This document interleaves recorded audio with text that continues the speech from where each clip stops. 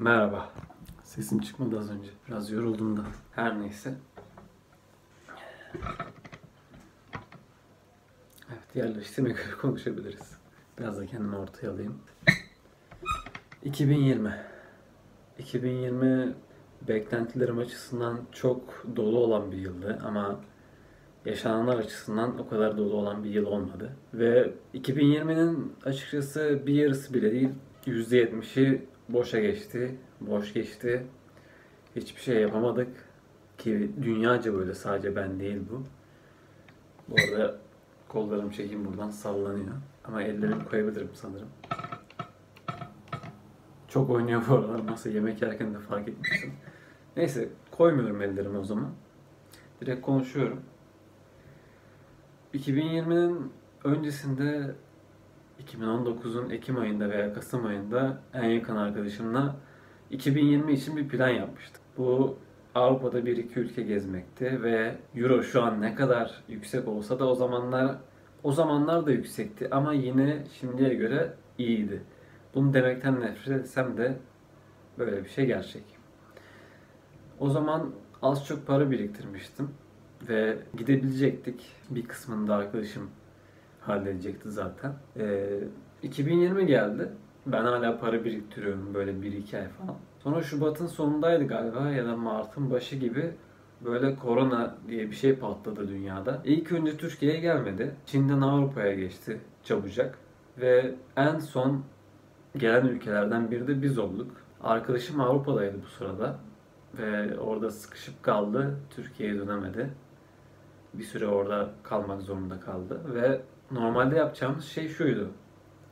Arkadaşım Fransa'ya taşınmıştı. Orada okula başlayacaktı. Paris'te. Sonra işte korona çıktı dediğim gibi. 2020'deki planımız da şuydu. Yazda Bulgaristan'a gelecekti arkadaşım ve ben de İstanbul'dan Bulgaristan'a gidecektim. Bu arada koyacağım bu ellerimi, biraz sallanabilir. Bulgaristan'a gidecektim dediğim gibi, Şumen'e. Hem kendi köyümde orası zaten. Her neyse, oradan beraber birlikte... Yok, baştan alıyorum. Pardon, özür dilerim. Arkadaşım Paris'teyken arabayla Bulgaristan'a geçecekti. Ben de buradan otobüsle Bulgaristan'a geçecektim. Şumen'de buluşacaktık. Şumen'den ilk önce Paris'e gidecektik beraber. Hem arabayla hem ülke geze geze gidiyorsunuz zaten, biliyorsunuz, Avrupa'da. O şekilde ilk önce Paris'e gidecektik. Paris'te ben artık bir hafta veya 2 hafta kalabilirdim. Ki zaten Eyfel'i gezerdik. Pardon. Ki zaten Paris'te olduğumuz için sadece Paris'i gezerdik Fransa için. Diğer yerleri sona bırakırız. Yani sonraya bırakırız. Paris'ten de planımız şuydu. Ya Macaristan'a gitmek, Budapeşte'ye, ya da İtalya'ya gitmek, Roma'ya. Şimdi konuşuyoruz arkadaşımla bu konuları bazen. İşte biz şöyle hayal kurduk, bunu yapacaktık, şunu yapacaktık diye. Şu an kendimize gülüyoruz çünkü ben dışarı çıktığım an param bitiyor açıkçası. Haftada bir dışarı çıkmaya çalışıyorum, hava almaya, arkadaşlarımla görüşmeye. Ama bitiyor yani. Yemek yiyorsunuz, kahve içiyorsunuz, bir bakmışsınız 50 liranız gitmiş. Onun dışında biliyorsunuz spor yapıyorum veya şu anda dersler başladı, evdeyim. O yüzden bu gezme planları da biraz suya battı. Belki çok ileride, artık bilmiyorum. Okulumun bittiği sene yapabiliriz veya bu yaz zaten yine korona olacak gibi gözüküyor şimdiden. O yüzden 2021'e de plan yapmıyorum. Yapmıyoruz. Siz de yapmayın zaten. Küçük planlar yapabilirsiniz tabii de, böyle hani başka ülkeleri gezme planınız varsa yapmayın. Bu arada ben biraz susadım gibi. Şurada biraz su var. YouTube'daki planım da buydu aslında. Hani ilk önce Bulgaristan'a videolar çekecektim. Bulgaristan'dan Paris'e giderken yolculuğu çekecektik. Ülke ülke. Paris'i çekecektik. Birkaç video oradan çıkardı. Sonra işte ya İtalya'da Roma'ya ya da Macaristan'da Budapeşte'ye gidip orada video çekecektik. Hem gezmiş olacaktık. Ki bu zaten sırf video çekmek amaçlı değildi. Gezmek amaçlıydı. Biz yıllardır böyle arkadaşımla gelecek için planlar kurarız, hayaller kurarız. Ki her sene ne kadar zorlaşsa da bunu yapmayı bırakmayız. Çünkü buna ihtiyacımız var sonuçta. Biz insan olarak bir yerde doğup bir yerde öleceksek, hiçbir şey yapmadan, hiçbir yeri görmeden, hiçbir yeri gezmeden, hiçbir şey yaşamadan öleceksek bir anlamı yok sonuçta.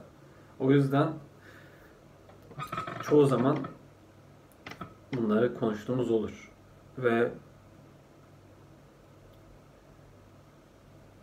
o türlü, o yoldan ilk başta YouTube'a tekrardan devam etmek istiyordum ama olmadı maalesef. Bu beklentim gitti suya. Onun dışında şimdi her ne kadar spor yapabilsem de 2020'nin başında gerçekten çok ısınmıştım spor yapmaya ve hem bir yandan okul hem bir yandan sporu çok iyi götürüyordum. Vücudum da iyileşmişti gerçekten. Sonra korona geldi. Evde denedim yapmaya bir süre. Ama gerçekten evde olmuyor. Çünkü bir ortama ihtiyacınız var. Ne bileyim işte spora gitmeden önce ben güzel bir kahvaltı yaparım. Sonra kahvemi içerim. Öyle spora giderim. Hem enerji gelsin diye hem de kendime geleyim diye. Öyle motivasyon olurum. Veya sporda tanıştığım insanlarla, arkadaşlarımla falan görüştüğüm zaman onlarla beraber yapabilirim. Ne bileyim, yalnız başınıza spor yapmaktansa spor salonunda spor yapmak her zaman daha yukarıdadır bence.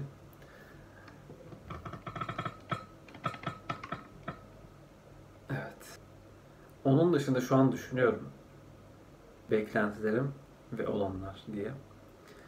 2020'ye girerken başka ne beklentim vardı? Şu anda çok da büyük beklentileri olan biri olmadığımı fark ettim. Ama daha mutlu olmayı isterdim bu sene. Şu an mutsuz muyum? Değilim. Keyfim yerinde. Ama işte bu koronadan beri herkes ister istemez mutsuz oluyor. Ve küçücük şeyleri bile özlüyorsunuz ve hani şöyle arada saç kestirmeye giderken mesela kuaförün bir 4-5 sonrakilerde falan oraya giderken bazen maskemi unutuyorum evde. Yürüyorum böyle oraya doğru. Çok rahat geliyor. Sonra bir fark ediyorum ki maskem yok. Eve dönüyorum. Maskeyi takıp tekrar çıkıyorum. Sonra rahatsız oluyorum çünkü maske var. İşte bu maske takma olayı her şeyi tamamen berbat ediyor gibi duruyor. Çünkü biz çoğu zaman biliyorsunuz arkadaşlarımızla sahilde oluyoruz. Ama yürürken maskeyi takmak zorundasın. Otururken çıkarıyorsun tabi de. Yine de yürürken insan maskeyi çıkarıp nefes almak istiyor, öyle yürümek istiyor. Bir aralar spor salonları bile maskeyle açılacaktı ama maskesiz yapılıyor çünkü ölmeyelim maskeyle spor yaparken bir anda böyle nefessiz kalıp. Bu arada ben de spordan da geldim dedim ya şu anda. Gerçekten acıktım da, susadım da. İçtim ama yetmedi tabi. Videoyu kapattıktan sonra bir şeyler yer içerim. Onun haricinde bu haftaki videoyu editlerim. Sonra derslere bakarım. Bu şekilde haftaya da doğum günüm var. Az kaldı. 21 yaşıma giriyorum. 21. Doğum günümde de bir vlog çekebilirim. Güzel bir video çıkabilir. Çok küçük bir planımız var. Ama çok küçük. Çünkü evet. Çünkü bu aralara gerçekten bir şey yapılmayacak gibi. Ama yine de bir şeyler yapmak istiyoruz. Çok garip bir cümle oldu, farkındayım. Ama boş verin. Ben normalde buraya böyle eskiden videoyu açıp bir sürü şey anlatırdım.